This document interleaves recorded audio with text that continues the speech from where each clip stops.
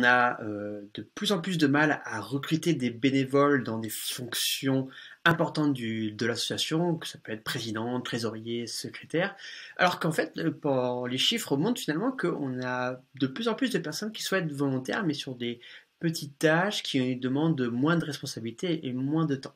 Du coup, je discutais avec pas mal de bénévoles pour savoir pourquoi en fait finalement ils ne voulaient pas avoir plus de responsabilités.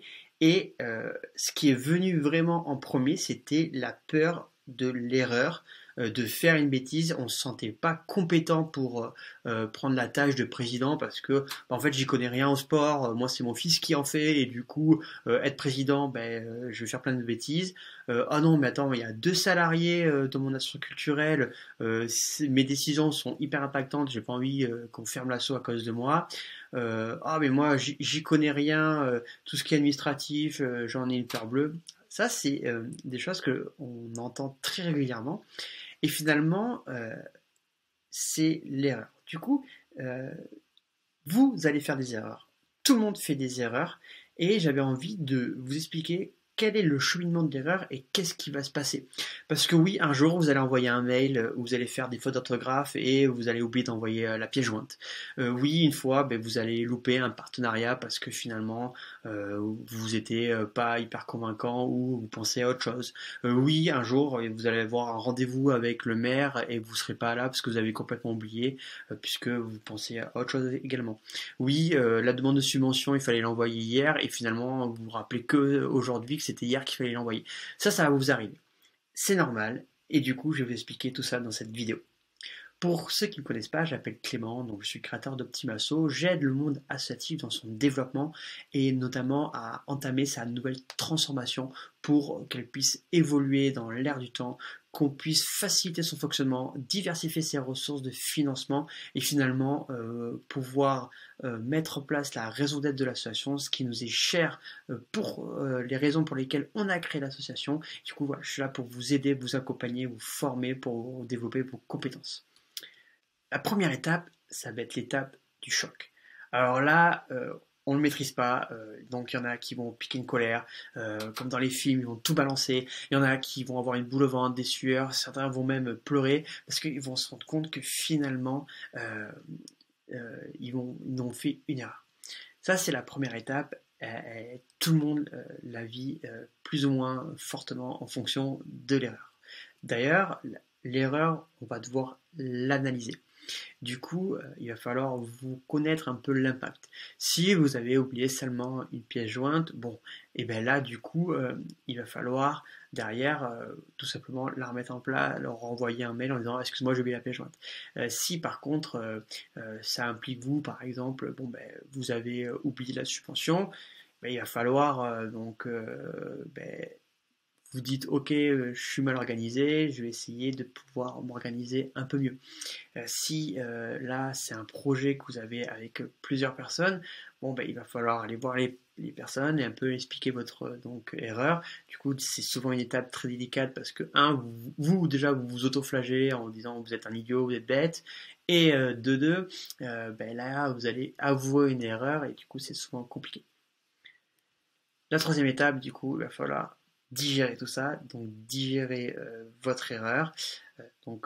Ça va passer par vous poser des questions, et donc en règle générale, c'est jamais une étape très facile à vivre, mais ça fait partie du processus, c'est important de la mettre en place rapidement. Ensuite, il y a l'étape de réparation. Donc là, c'est ce que vous allez devoir mettre en place.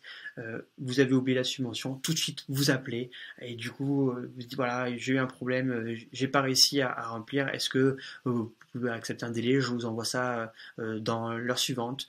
Si vous avez fait du tort à quelqu'un, voilà, essayez de mettre tout ça en place pour régler la problématique, essayer de diminuer finalement le tort que vous avez causé et du coup permettre justement de lisser un peu tout ça pour repartir après de l'avant. Et une fois que vous avez un petit peu lissé tout ça, l'étape ultime c'est on apprend.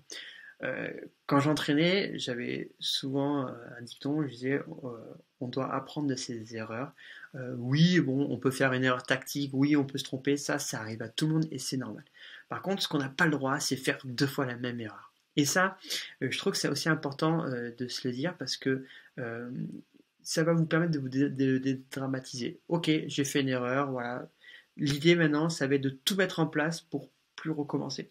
Donc, si vous êtes analysé le type d'erreur, euh, si vous avez réussi à donc, digérer, à vous poser des bonnes questions, souvent il faut laisser un peu de temps, réparer le plus vite possible, parce que plus on attend de réparer, plus ça va être dur de le réparer. Imaginez, vous avez une blessure, une plaie ouverte.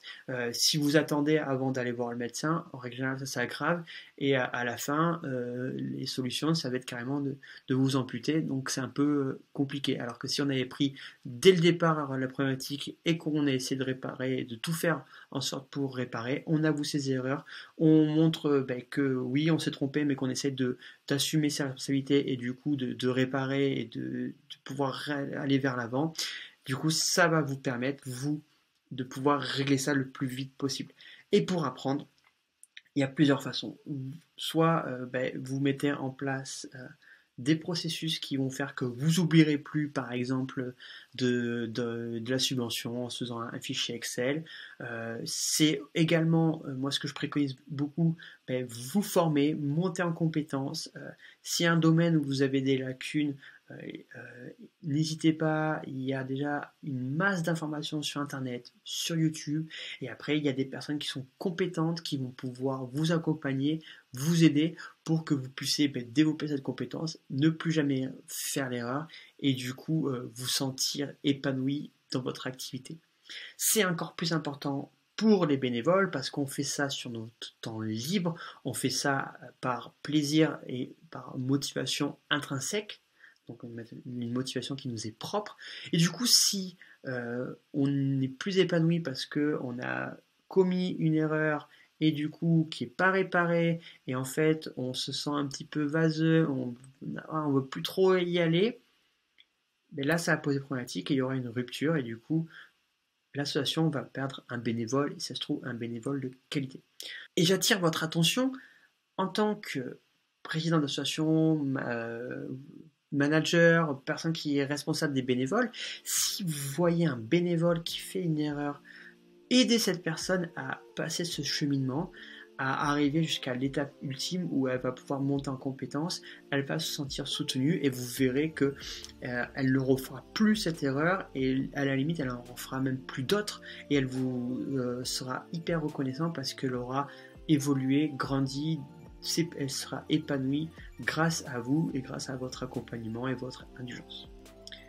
Ces 5 étapes, je les ai trouvées sur une super newsletter de Julie et Julia. Je vous invite vraiment à le regarder. Ça parle de productivité, ça parle aussi de gestion du conflit. Je trouvais ça très intéressant et du coup j'avais envie d'en faire une vidéo et de l'adapter pour le monde associatif. Je vous souhaite à tous une très bonne journée. Je vous dis à très bientôt pour une nouvelle vidéo.